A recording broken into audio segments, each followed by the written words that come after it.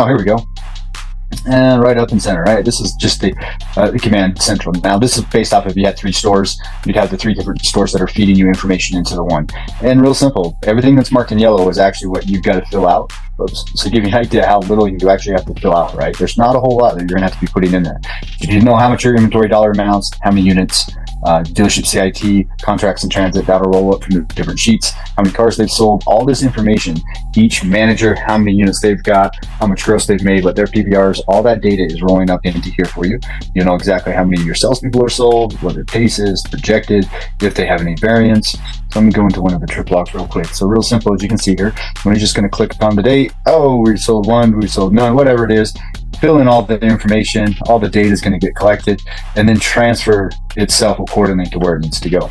Once that information has been gathered, like I said, it rolls up and it goes to the command central for you. So you've got it at your fingertips there. And what we want to do is try to make this as easy as possible. Okay. Reconditioning sheet. I'll have to go ahead and add in the vehicle that was traded, where you purchased the vehicle from, whether it's from wholesale to auction, year, make, model. Now, I really think it's important that on top of the ECU, that we're putting in what we estimate the reconditioning is going to be and what the actual reconditioning is. So we're going to put both of those in there. We're going to put our online price in there. We're going to go ahead and put the estimated gross market analysis, is where it sits in the market. If there's 50 of them, is it number 3? Is it number 33? Car gurus, we need to be able to tell, say, this goes for Auto Trader, Cars.com, any of them, we're going to have the same data. But is it high, fair, good, great? Where are we sitting at as far as that goes? And like I said, you can use any of them. And then we want to know status, right? So we just, this car has F&I, it's gotten funded, it's just a brand new fresh trade. This is ready to go to reconditioning, it's in the detail department, wherever it is, the status of that vehicle is going to be kept updated. Now, I know you probably got a system called Rapid Recon. The problem is Rapid Recon isn't talking to your trip log, right? Your trip log isn't flowing that information into it. So these things, this data, all this information needs to come together in one place, in one simple area for you to take a look at. And believe it or not, I always just find it so interesting that people are literally, we have all these different systems, but we have nothing that is just telling us the exact information that we need. You know what I need to know? I need to know how many leads my salesperson got. So did they get 1 lead, 1 phone lead, 2 people walked in? Did they make their 30 phone calls, their 30 texts, 30 emails? Did it get a person to show up?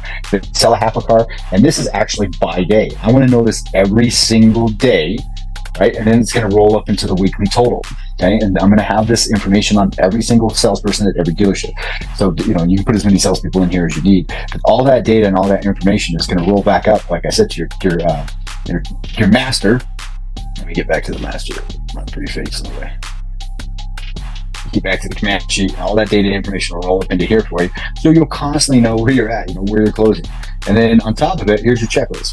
I mean, you've got your own personal checklist that's outside in the doc as well. But this is for the managers. And so what you're able to do is go in here and add things that you want. Like today, hey, let's get our shit together. All right, let's make sure that one's in there.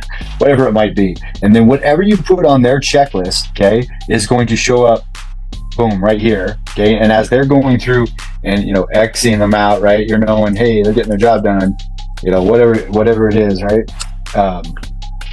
You can be keeping track of the things that they need to be getting done on a daily basis. This isn't really difficult, but think about it. Every car that's been sold, where it's sitting in your finance department, what's going on with your trades and all your sales department, exactly where every salesperson is, exactly where every manager is, exactly where every finance manager is. The only thing is if you wanted to add the service department, which I would, but in this case I just didn't, so we could add that in addition too. But it's really simple, basic information. It doesn't matter if I'm in Hawaii or I'm sitting in the dealership. This information is gathered and pushed up to me, and I'm responsible for very little of the data input. What I am responsible is using the information to actually, manage and lead and guide direct my store. Does that make sense?